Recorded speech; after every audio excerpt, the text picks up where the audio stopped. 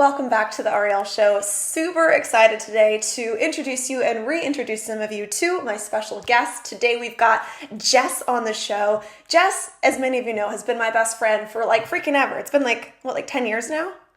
Yeah. I don't even know. Yeah. Our friendship, our love just never ends. Love it. So grateful for you. She's also a life coach. She is also a creative director, serving as the brilliance behind all the awesome amorphous visuals that you guys have seen rolling out. We've just been like collaborating this entire year on all the music videos and the photos and all that good stuff. And on top of that, she's just freaking brilliant. And so today we're going to talk about something like I'm so excited about because it's just changed my life. This is a concept that Jess dropped into my world about a year ago when I needed it so badly. And I've used it so many times this year. This really can be really life-changing for our viewers. And so I'm excited to share it. And I'm excited to have you on. Yes, I'm super excited to be here. This is a great topic that will help a lot of people. Yeah. What we're talking about today is basically about our inner child, working with our inner child, connecting with our inner child. And full disclosure, I was never into this concept because it does sound really weird. It sounds really new agey, out there, stupid even, something like bored rich housewives do after they don't have anything else to do. They're like, I think I'll connect with my inner child after my yoga session. However, me neglecting this actually really burned me last year. And so if you as a viewer hearing this, hear the words inner child and you get a little turned off by it, don't let that stop you from learning. You can put whatever phrase on it you want. It's just a metaphor for how we connect with ourselves, basically. We'll go into that more in detail, but I'd love to share my backstory and how I stumbled on this, how Jess swooped in and saved the day in my life last year with this. Many of you guys know that I did a TED Talk last year, and it came on the heels of a really long, giant, amazing US tour.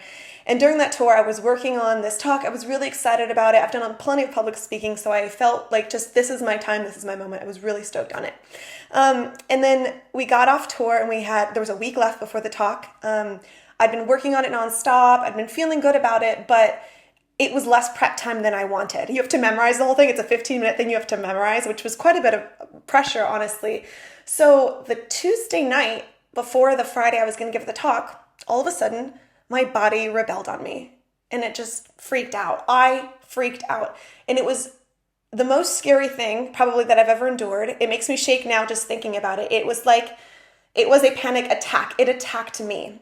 And what was so uncomfortable about this was my brain was okay. My brain was like, no, we got this. We talk all the time. You're on stage all the time. Shut up and be fine. You're good. But my body was not able to listen to my brain. My brain was no longer in control of my body. And so what that manifested as was hours of the most uncomfortable experience of being human that I think I've ever had. And that was through nausea and shaking, vomiting, chills, couldn't breathe, and just a general feeling of crawling out of my skin. And anyone who's experienced that, you want to die. You want to just hit the stop button. You'll do whatever it takes to get relief. And it went on for a long time, and I finally fell asleep, and the next morning I woke up and I still didn't feel great, and I was really scared of feeling that way on Friday during my talk. Luckily, the talk went great, and I felt okay on Friday, but I was like, girl, this can never happen again. So Jess came to my house and we had a talk, and she basically helped me trace the steps back to why this happened, how this happened, and how I could maybe prevent something like this from happening again. And I'm so grateful for it. And I never want it to happen to me ever again. I never want it to happen to any of our viewers. And I know a lot of our viewers have dealt with panic attacks in different levels. So Jess, if you could share what you've learned about this, and hopefully to provide some relief to some of our viewers who know what I'm talking about. Yeah, I think this is really helpful for people dealing with severe anxiety and panic issues. And it's also great for people just dealing with low-level anxiety, which I think most of us over the last 8-9 months have been dealing with a chronic sort of low-level anxiety. And anytime that something in your world attacks your sense of well-being, your inner child, as we call it, right? Your little girl or your little boy that's in there, they're going to feel unsafe. They're going to feel like, what's happening to my world? And we can see this if we look at actual children, right? Which we can see that, when they're unsafe or feeling uncomfortable about something, it's like they need to know that everything's going to be okay. But the beauty of doing this work is that often we're trying to delve too deep. It's like we're trying to get in there and dig around, and we're trying to figure out like, oh, what's my problem? I must be really, really sick. I must be just absolutely the worst person, or, I've got this huge problem. And the fact is that most of us deal with this on a weekly, sometimes daily level. Some people, it is more difficult than others. And I completely understand that. But what's great is that this sweet little, very simple model of connecting to your true sort of child self is very, very effective. So yeah, like if it's good, we can talk about kind of how to work through those steps really basically, so that like anybody can do this, because we don't all have access to infinite resources or being able to go to counseling every week. So this is something that you can do on your own, right at home, at any time of the day or night. You can access this so simply and so easily, which is why it's so effective. You don't have to, be some psychologist or something. You can just be a regular person like the rest of us are. So I think it's really, really helpful in that way. Yeah, no, you're right. It's been a huge tool in my toolkit. I used it yesterday morning. As you know, I got a text, threw me off my game, and I knew right away what to do, how to handle it. And it's a loving way to basically comfort the part of you that is freaking out. And I love what you're touching on, which is a lot of times we do think it's like this really deep inner childhood trauma and we've got to do, and like all those counseling and therapy techniques are wonderful. But if there's something that, like when I'm on tour, when I just need something in my bunk right then and I'm freaking out, like this is something you can do anytime in bed. I always like to be by myself. That's like my prerequisite. I want to process it in just by myself in private. But yeah, if you could please walk us through the steps and what you taught me that day on the couch that really changed everything for me. And if I would have known this a month earlier when everything happened, I probably wouldn't have had as crazy of an experience as I had. But I didn't know it, but now I'm glad that you taught me, and hopefully I don't have that experience. Yeah, now I know. So yeah, please share your infinite knowledge. Absolutely. If I keep looking down, it's just because I want to make sure that I cover everything, because you know how we like to talk. So, so first, just kind of going over the basics, right? A child does not have, while they have, of course, very deep emotions and everything, the needs of children are generally very simple. The kid is tired, they're hungry, right? They need a hug, it's very, very simple. And so we kind of want to take those basic needs and think of that when we're working with our own inner child. Most of the time, the 99% badass adult that we are can handle most of the things that come up in our life. However, once in a while, and this works from the back of our amygdala here, which is the center of our emotions, we get into this place where we're like, okay, I'm doing my life, but we're basically white knuckling it. So we don't know why we feel this way, and that starts to bring more anxiety because we can't get a handle on why we feel this way. So we have to stop for a second, like you said, get alone by yourself and just sort of assess like, hey, what's going on? And it doesn't have to be difficult, okay? The way that I like to think about it is when you're addressing your inner child, it's almost as if you are stepping outside of yourself, okay? And you're becoming like your own best friend, or you're talking to yourself like your favorite, brother or sister would talk to you, or you're, somebody that you feel comforted by. You're stepping back from yourself and you're looking at yourself as if you yourself were, a small child. Because that little tiny 1% part, right, that's not dealing with your life right now and is freaking out, what we tend to do is we tend to put them in the corner. No, I don't have time for you right now. I've got to get through this.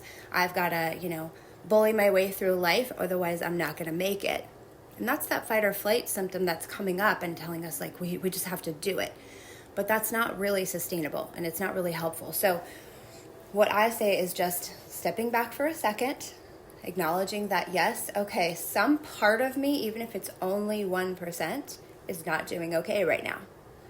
That 1% is like scared, and being able to identify like, okay, what do I feel right now? Just on a very basic level. Okay, I feel overwhelmed. I don't know what's going on. Or I'm scared, I'm scared. And maybe your adult self is telling you, well, why are you scared? We tend to beat up our inner children. It's so sad. We would never treat an actual child that way. No, you're exactly right. Yeah. And when I was on tour leading up to the talk, that's what was happening. I was like, maybe there'd be some fear coming, like, hey girl, you've never memorized 15 minutes and like recorded it and put it on the internet in front of like the audience that isn't the Icon Army, that doesn't know and love you yet, And so I would have maybe that little bit of fear, and I kept being like, no girl, we got this. I'm a badass. I know how to do this. I'm on stage all the time. And that is why my body rebelled, which is what you helped me see. My body rebelled and was like, listen to me. Like, you have to acknowledge that 1%. So the inner child term is a label, a way we can look at that 1% of ourselves, the insecurity, the doubt, the part that does not have our shit together, the part that is not adulting well, the part that is just scared and feels like we don't know what's going on in the world. That is what we are calling the inner child here, right? Yes, exactly. It's just a term that we use to sort of connect with that part of ourselves that's just not feeling comfortable or doesn't know what's going on. So first of all, it's compassion and empathy, right, toward that, and just taking that step back. Your adult self is stepping back and saying, okay, I'm giving permission for this little 1% part to, make an appearance. And what happened, I think, with you, and we talked about this, was that little 1%, right? Although it was only 1%, it's just like a child. It was like, you're not listening, and I'm going to throw a tantrum. I'm done, right? It's the kid in the grocery store that's laying on the floor and like, freaking out. And the mom's like, oh my God, it's like, that's what's happening right there, is our inner child's going, you're not going to listen to me? I will make you listen to me, right? Yes, I will make you listen to me.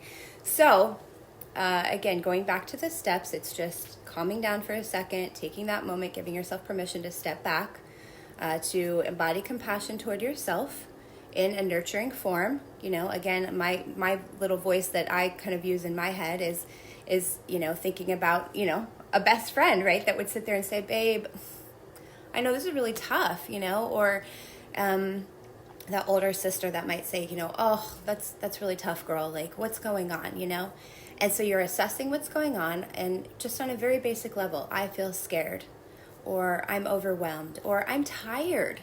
Some of it is just a physical overwhelm where I'm just like, I'm just really tired and I've been going too far too long and I need to stop for a minute. So how do we get to that point, right? There's a need here, and we have to talk about the need. So it's one simple question that you ask yourself, which is, what do you need?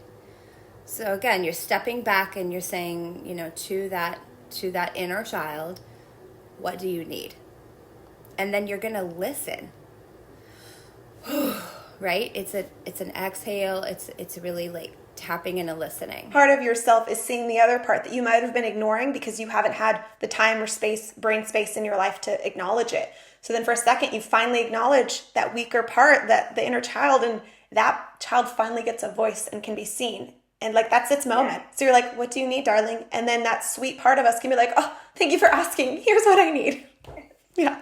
I just need a hug. I just need a nap. There's that hilarious video on the internet of that little girl being like, I think I'm tired. It's just like, yes, like, it's so cute, but we don't give ourselves that same compassion, And that's why I think the inner child term works so well, because we generally in our society value children and we want to keep them safe and take care and nurture them.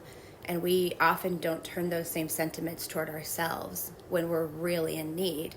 And again, it's just so simple. So you ask yourself, what do I need? What do you need right now? And then you listen, and it might be, I'm, again, going back to the feelings, I'm tired or I'm scared, So it might be then meeting that need looks like what? Maybe it looks like taking a nap. Maybe it looks like asking somebody that, you feel safe with for a hug, If you don't have anybody, you can still love yourself that way. A lot of times I will just, like you see me, I'll put my hand over my heart and I'll just take a deep breath. And that actual physical connection to ourself allows us to feel that, that comfort and that nurturing feeling that we need to have. And then the other thing that I think is so powerful, which sometimes is probably the weirdest thing that people get weirded out by, is just talk to yourself. Oh, right. Yeah, for sure. Super weird, I know, but sometimes I'll be in the car and I'm dealing with something, and I will literally be having a conversation with myself. I'll be like, oh, Jess, I know you're so tired. You're doing so great, babe. Like, you are amazing. Like, I'm sorry this has been rough. Like, it's okay. Go ahead and cry, Go ahead and let it out.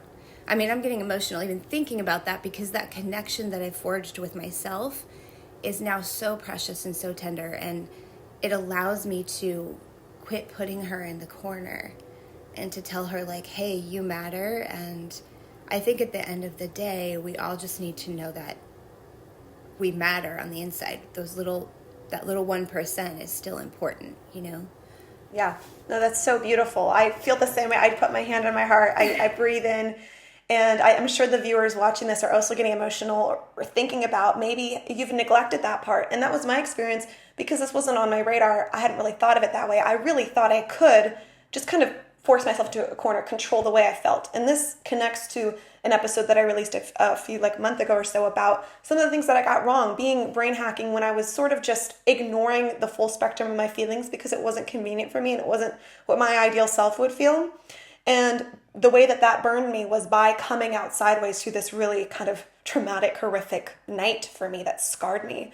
But now it's brought me to this where in the last year I've built that relationship with my inner child, the one that you have, where you can kind of now casually have this conversation with yourself in the car. I'm not really at that place yet. I'm more like formal. I can close the door, breathe, put my hand on my heart. It's like I have a session with myself. But I do want to continue forging that relationship. And it's almost like rebuilding the trust. I feel like I lost some trust with myself when I wasn't giving space for myself to hear myself, Now my inner child is learning that I got you, girl. I'm going to look out for you. I'm not going to let you feel that way again. Everything I can, I'm going to make sure you have a voice, and you have that. And oftentimes when I ask my inner child what she needs, rather than it being hearing this idea of a nap would be nice or a hug, oftentimes it's more I just need my adult self to acknowledge that I'm struggling. And that usually quiets me down. And you kind of showed me that often, after a kid shows the mom the scrape or whatever, and that gets verified and acknowledged, oh, you fell, that sucks.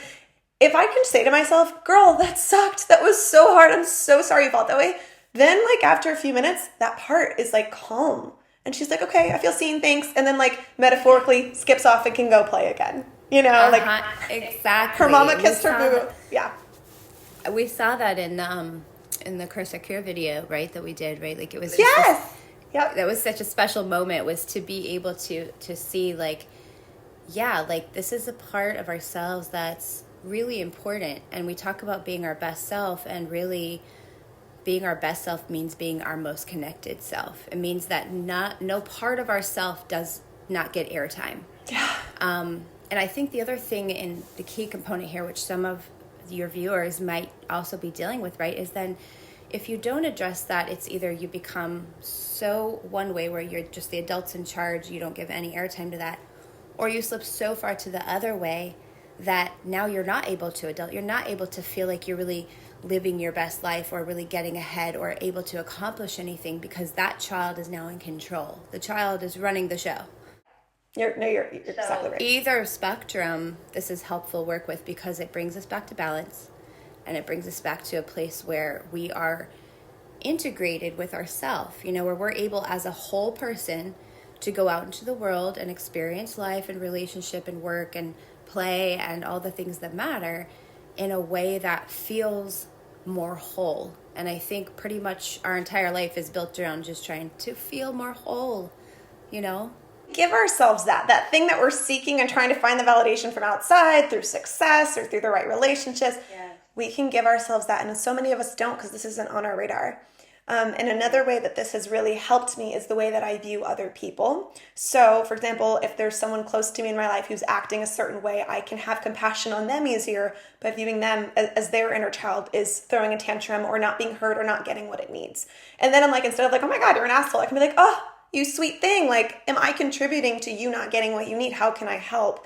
And it also helps me have more compassion on idiot world leaders who act a certain way that I'm just like, you're so stupid. And I'm like, oh, like you need attention. You need to be validated. You're looking for love or whatever. We still take the appropriate actions in the world, of course, but we can do so from a place of empathy and understanding instead of like, what is wrong with everyone? Yeah, telling somebody who's in a state of not well-being, what does not help them is to tell them to stop it. What helps them is just a moment of compassion. And you're right, how we treat ourselves then comes out in how we treat others and our ability to engage with the world around us. And it actually, I honestly believe this small tiny thing, it actually is literally can change the world. Like, it changes the way that we interact with people and ourselves, and it makes us into much better people, for sure. Yeah, so I would encourage our viewers to just try it. I know it's weird, but the practical steps would be, after this video, if there's a part of you that's a little bit like ignited that you want to comfort after this, or the next time that something really crappy happens and you feel overwhelmed with emotion, see if you can take a moment. I'll go through my practical steps, and Jess, if you have anything to add, but I would just find a quiet place. I like to put my hand on my heart, like you said, maybe do some breathing, close my eyes. I have a visual of my about 4-year-old self, a picture that I pop into my head, and I pretend that she is the one voicing these feelings to me. I give her a voice, and then I listen and comfort and really empathize with that. And basically I'm like, oh, that sucks. I love you. I'm sorry. You poor thing. I got you. And then usually she's like, oh, okay. And then something just kind of unwinds in me, and it's like processed through. And then I can kind of feel that relief, and then I go about my day. Yes, absolutely. Yeah, just practice often. That's the key here, is just don't be afraid to just dive in and practice. There's literally no wrong way to do this. So, yeah. Yeah, and I love that you mentioned how we put this inner child theme into Curse Your Cure, because it was something that was on our minds as we were doing this Amorphous album, not just because of that video, but also because another track on the album, which is called Panic Attacks, which is about this whole experience. So the song isn't out yet, but its song is giving voice to that child who's getting more and more agitated as I was ignoring her on that tour, or just my whole life really, as that inner child was trying to get my attention, and I was basically just saying like, no, shut up, get in line. You see the song, it's like starting out more like timid, and then the child is basically freaking out and throwing her tantrum in that song. I mean, like, fine, if you won't listen to me, I'm going to get in your face and make sure you hear me. And by the end, in the bridge, the adult me has that moment where she's like, oh, I'm sorry I doubted you, I'm sorry I didn't see you, but now I do, and then it comes full circle. And so when the new album comes out, I hope that people can hear that song, connect it with this episode, and it can be a reminder of what not to do, and then how to come full circle and listen to yourself. Yeah, so good. I love it. I love it. It's just absolutely amazing. Yes. Thank you so much for being on here and just sharing your wisdom. Like, you guys, this girl has changed my life. Like, so much of my well-being journey has been informed by her making space for me and making me feel creative and like I'm not a crazy person, and like my ideas are good and I have value in the world. I feel so seen by this person, and I'm just so grateful to you, Jess, and I just love you, and you're brilliant. I love you too. Oh, absolutely. I mean, we all just need people, and sometimes the person you need most to show up for you is yourself. So, yes. You're exactly right. Just to close this up, is there any recommended reading that you want to give to anyone? Is there any place that people can connect with you online? Or any closing words of advice? Yep. If you want to connect with me ever, I'm on Facebook. I don't have my website up and going yet because I've been in a lot of transition. I've been keeping you busy working for our album.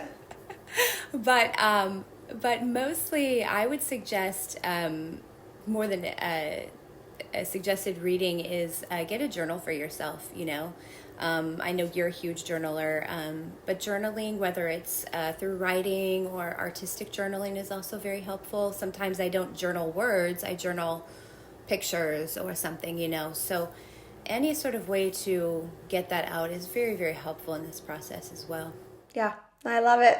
Thank you so much, Jess, for being on the Ariel Show. This is your third time on the show in the several years we've done this. It's super cool. All of your viewers out there, I know you guys are doing it tough, and hey, we're all in this together. So just keep your chin up, talk to yourself more, be more kind, be more compassionate. Yep, perfect. It's gonna be okay. Well said. Thanks, Jess. Thank you all at home for watching. I love you so much. I'll see you next time on the Ariel Show. Have a beautiful week. Bye.